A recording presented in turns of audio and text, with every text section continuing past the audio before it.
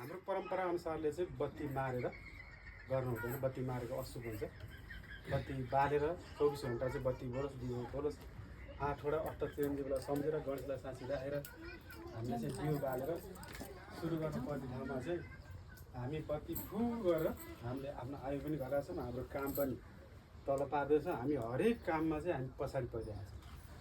किन भन्दाखेरि संस्कारलाई चाहिँ कुसंस्कार बनाइन्छ र विदेशमा गएर जुन सिकेर आए त्यही गरेको कारणले अहिले सबैजनाले त्यही नै गर्नु भएको छ। त्यही भएको कारणले हामीले चाहिँ हाम्रो तर्फबाट चाहिँ भजन पनि हामीले अष्टचिरञ्जीवीलाई सम्झेर आशीर्वाद होइन सबै कुरा समेटेर बनाइएको छ।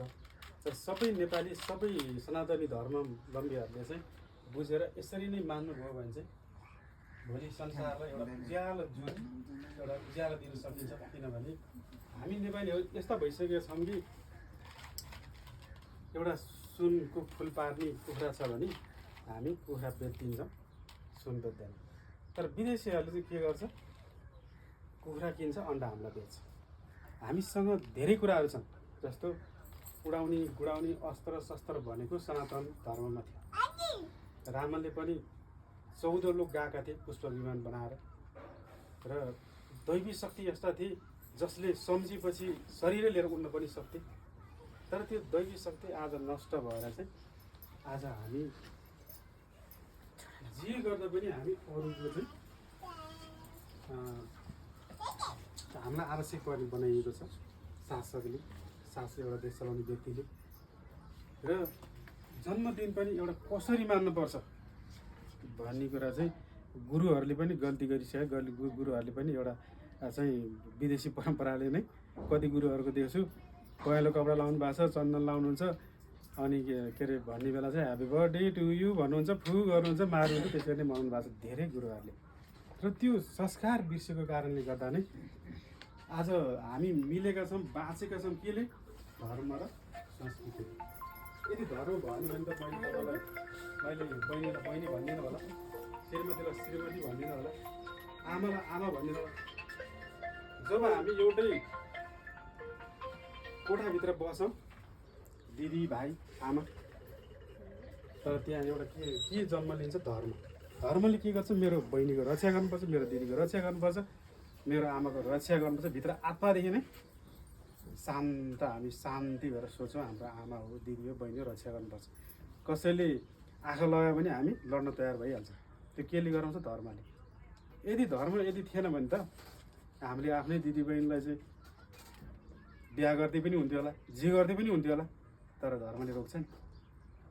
तर त्यो कुरा हामीले भुलेर अहिले धेरै मान्छेहरूले चाहिँ यो संस्कार र संस्कृति भुलेको कारणले गर्दा नै आज हत्या, हिंसा, मानवै छैन मान्छेमा है।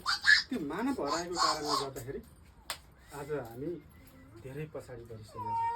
र हामीले चाहिँ हाम्रो शिवशक्ति आश्रमबाट हामीले जन्मदिन मनाउँदाखेरि हाम्रै परम्परा, हामी केक पनि होइन, दही खुवाएर हाम्रो परम्परा छ, दही चिउरा अनि फुलमाला लगाएर हामी बत्ती नमारिकन हामीले चाहिँ जन्मदिन मनाउँछौँ।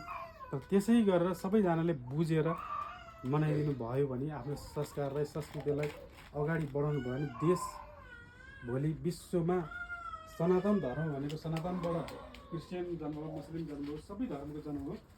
आज सनातन कहाँ छ भन्दाखेरि कोही पनि छैन। नेपालमा पनि धर्मनिरपेक्ष बनाएर धर्मयुद्ध बनाएर आज चिदाउनलाई चाहिँ धर्मले मार्न सिकाउँदैन, धर्मले बचाउन सिकाउँछ। धर्मले संसारलाई समेट्न सिकाउँछ, मिलाउन सिकाउँछ। सुर र असुर, असुरले विनाश गराउँछ, सुरले संसार र ज्ञान दिएर समेट्छ। आज हामी असुर भइसकेका छौँ सबैजना। ज्ञान छैन, अल्पज्ञानी छौँ, अल्पज्ञानले बुझ्दैन, बुझेको हुँदैन, विनाशतिर जान्छ।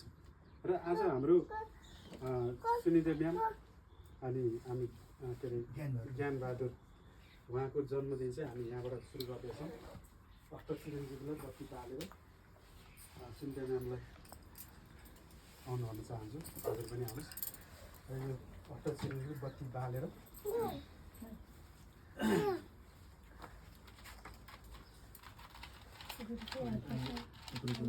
एकताको अझै यतैभरि भयो यो चाहिँ म एउटा बत्ती यहाँ मूल बत्ती बाल्छु अनि हजुरले बाल्नु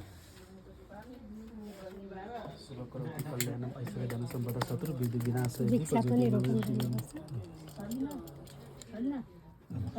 हजुरले बालिदिनुहोस् यस छाताहरू चाहिँ खिचिराख न त्यो